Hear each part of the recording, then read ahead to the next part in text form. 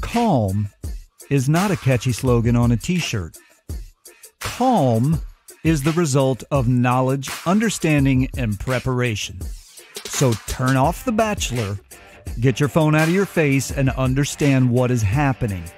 Tectonic shifts are unsettling, but one need not panic.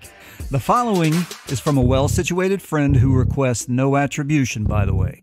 I'm pleased to share this person's thoughts, so pay attention today, because here's the thing.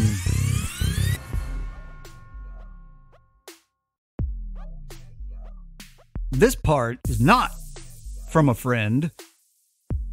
I've simply always found these words compelling. It's an extreme anomaly to find me quoting the words of a murderous tyrant, but an elemental statement is just that. And regarding the fallout of the Great War, Vladimir Lenin said, "There are decades where nothing happens, and there are weeks where decades happen." And I ask, are we at the next 1914? Have you driven around a large city recently and thought, it is the year 2020? What the heck are all these people doing on the road? I don't know, random thought. The following is from my friend requesting no attribution. One of the great promises of the internet era was the promise of decentralization. People could work from anywhere. Cities would disperse as remote workforces arose. Geography would lose its decisive power. Strategic points like New York, Chicago, and San Francisco would no longer dominate Waco, Boise, and Greenville. In the realm of education, the online would emerge equal in prestige and benefit to the in-person. None of it came to pass. The arrival of the internet at most created a dispersed class of contractual workers. Urbanization continued and actually accelerated. Small towns hollowed out and collapsed. The value and prestige of online education never approached that of in-person legacy institutions. It turned out that the social atomization accelerated by the internet massively enhanced the values of large, real-life concentrations of people. Places where that atomization could be reversed or more easily survived.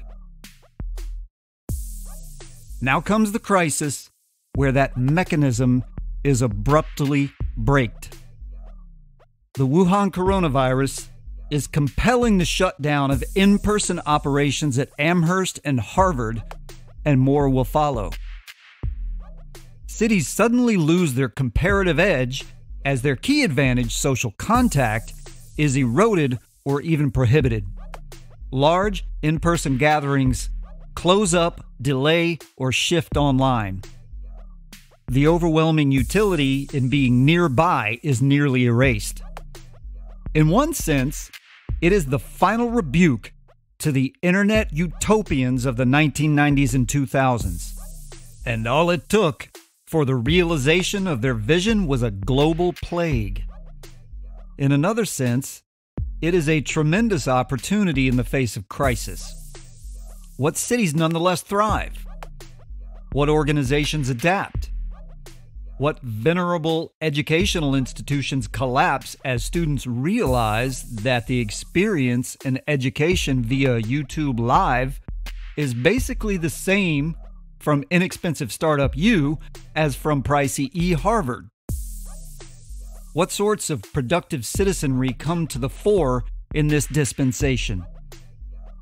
What insightful citizen makes millions with sanitized drone deliveries of basic goods? With people as the infectious vectors, how does this accelerate the implementation of unmanned logistics, trucking, shipping, aviation at large?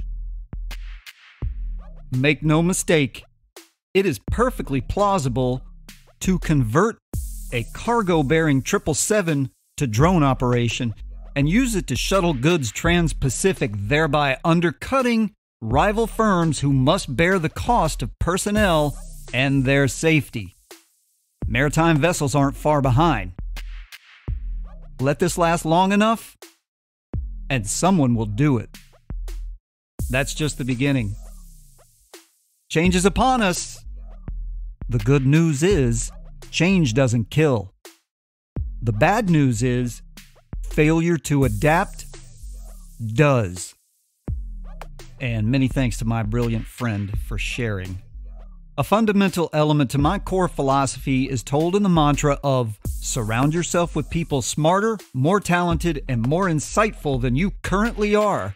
Surround yourself with those who elevate you.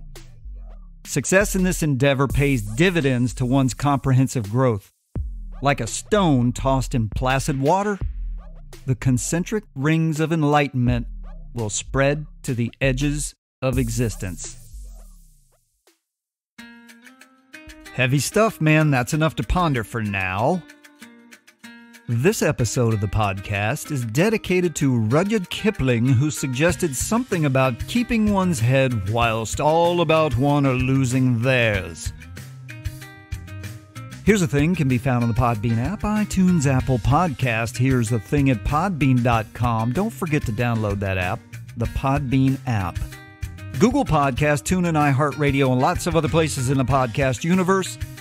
For virtually effortless podcast enjoyment in your home or on the go, simply ask your disembodied AI robot servant to play Here's a Thing from your preferred podcast consumption platform. Episodes will also be posted on Twitter and Facebook. Search everywhere for Here's a Thing. Please subscribe, rate, and review. Your active support is critical, so click that button. It only takes a moment to make a difference. Become a patron and donate to the cause by following the show link. We don't have any new additions to the Hat family since last we spoke late last evening, my time. So share the episode. Also, hey, UK, it doesn't give me where in the UK, so shout out at me. Twitter, Facebook, drop me an email, and let me know. Scotland, Wales, England, Northern Ireland. Let me know where you are over there in the UK. I'm curious about that. Also, in the United States, if I haven't called your state, please drop me a line and let me know you're there. Whatever you're about to do, get after it 100% or don't bother the rest of us. You owe that to yourself because integrity matters. If you can't be anything else today, be authentic. It'll pay off. Hi guys, Macy here. Thank you for tuning in to the show and listening to my lovely, adoring, funny, handsome, amazing father. Please tune in for the next show when it comes out. I don't know when it comes out, but it comes out soon. Bye. It's the end of the show. Continue on with your life. That was horrible. Oh my gosh.